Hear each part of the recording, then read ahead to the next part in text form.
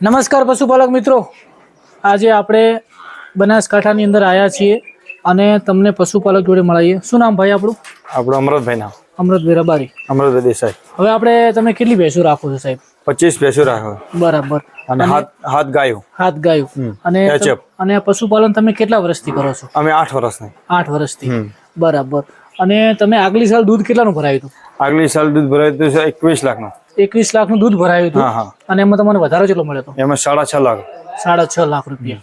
તો અત્યારે આપણે તમને એક પ્રશ્ન કરીએ કે અત્યારના સમયની અંદર પશુપાલન કરવું હોય તો નફાકારક કેટલું આપણે મને? નફાકારકમાં જો આપણે હરખી રીતે એકદમ આપણે ઘરના કામ વાળા હોય થોડા ઘણા, બરોબર, અને એ રીતે નફો મેળવી શકતા હો.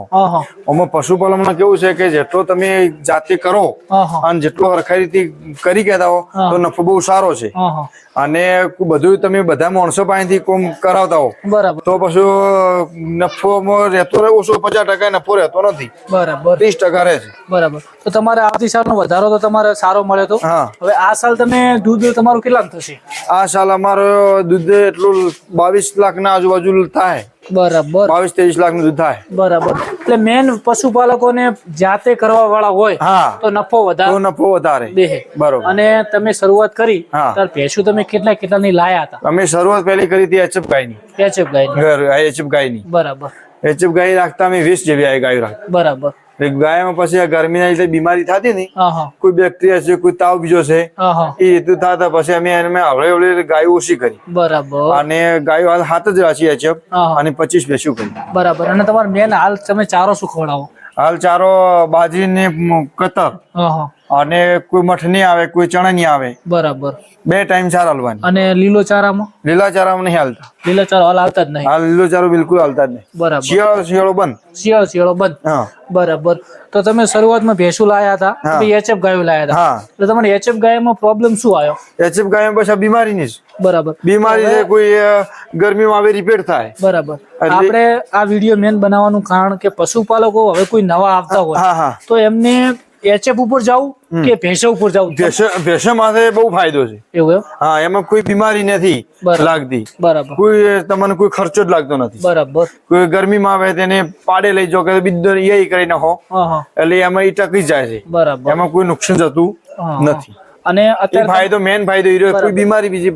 અને તમારા પાસે અત્યારે ભેંસ કેટલા દૂધ વાળી ભેંસ છે? આપણા પાસે ભેંસ 5 લીટર ઉપર છે, કોઈ 7 લીટર છે, કોઈ 8 લીટર છે, કોઈ 5 લીટર છે, પણ 5 લીટર નીચે નહીં. બરાબર. એટલે મેન પશુપાલકોને જો આ લાઈનમાં સક્સેસ જવું હોય તો 5 લીટર વાળી ભેંસ તો 5 લીટર વાળી ભેંસ હોય તો જ પોહાય. બરાબર. અને બીજી વસ્તુ કે અત્યારે તમે મેન વસ્તુ કીધું કે એચએફ ઉપર તો ઓછું જવાનું, ભેંસો ઉપર જવાનું. અને અત્યારે તમે હવે હાલની તારીખમાં આપણે બનાસકાંઠામાંથી ભેંસો લેવી હોય તો કઈ જગ્યાએથી લેવાય એવું તમને કોઈ આ મહેસાણી ભેંસ, કોઈ થરાદ છે, લાખણી, બરાબર, એ બધી ભેંસ દૂધ વાળી બહુ આવે. અને તમારે કોઈ વેચવાની કોઈ એવી કોઈ હાલ ગણતરી ખરી? ના, કોઈ હાલ વેચવાની ગણતરી કોઈ ગણતરી નહીં. બરાબર. તો અત્યારના સમયમાં જો તમારે નફાકારણમાં જવું હોય તો ભેંસોમાં અત્યારે સક્સેસ થયું. બરાબર. અને અત્યારે તમારે દિવસનું દૂધ કેટલું થાય? દિવસમાં દૂધ 70 લીટર થાય. 70 લીટર સવારે? 70 સવારમાં, 70 સાંજે, 140 લીટર. 140 રોજનું કેટલા રૂપિયા થતું હશે? રોજનું 8000 નું થાય, કોઈ 7000 નું થાય. એમ રનિંગ ના રહે. રનિંગ એટલે મૂળ મહિને 2 લાખ આજુબાજુનું?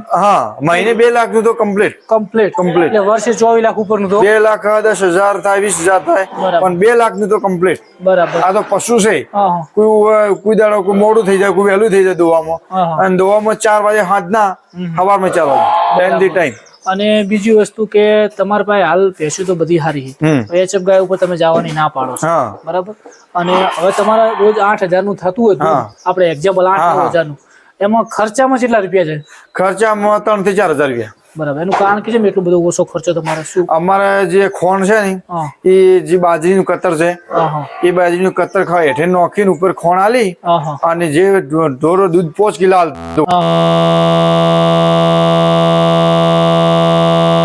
3.5 કિલો તમારે અત્યારે 2 ટાઈમ 4 જ આલવાની. અત્યારે અમુક પશુપાલકો કેવું કરતા ખબર? નવું પશુપાલન ચાલુ કર્યું હોય અને એને એમ લાગતું હોય કે આપણે ખોણ ખવડાવવાથી દૂધ વધતું એવું હોય ખરી? ખોણ વધારે ખવડાવવાથી દૂધ વધે ના. બરાબર. અને બીજી વસ્તુ એટલે અમુક શું કરે ખબર છે કે ભાઈ એક ભેંસ લાયા હોય 5 લીટર દૂધ હોય અને એને 5 કિલો પાપડી મેળ દે એટલે પછી નુકસાન જ આવે ને એમ. પણ તમારી સિસ્ટમમાં મને એક ગમી કે તમે ખોણ જેને એને ધારો કે 5 લીટર દૂધ પ્રમાણે ખોણ મિલવાનું બરાબર અને આ તમારા નાના પૈસે આ બધું હેન્ડલિંગ કરે એ બધું હેન્ડલિંગ કરે બરાબર. હવે ભાઈ આપણે શું ખોણમાં તમે આલા થોડી સમજણ પાડો. કપાસ પાપડી તુવેર સોયાબીન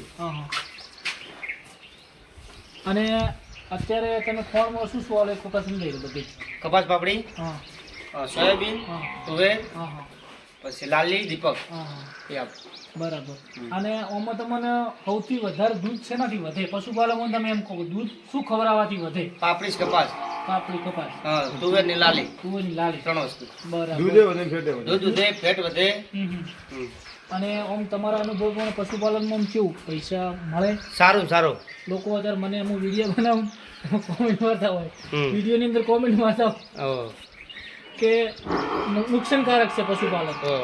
શું તમારું? ના આપણે તો ભગે મળે છે, આપણે ખોટું નહીં બોલો, ખૂબ મળે છે. તમે રોજ પણ મહેનત કરવી પડે, મજૂરી જબર. બરાબર. હા. અને તમે આલામાં કેટલા ભાઈઓ? 2 ભાઈ.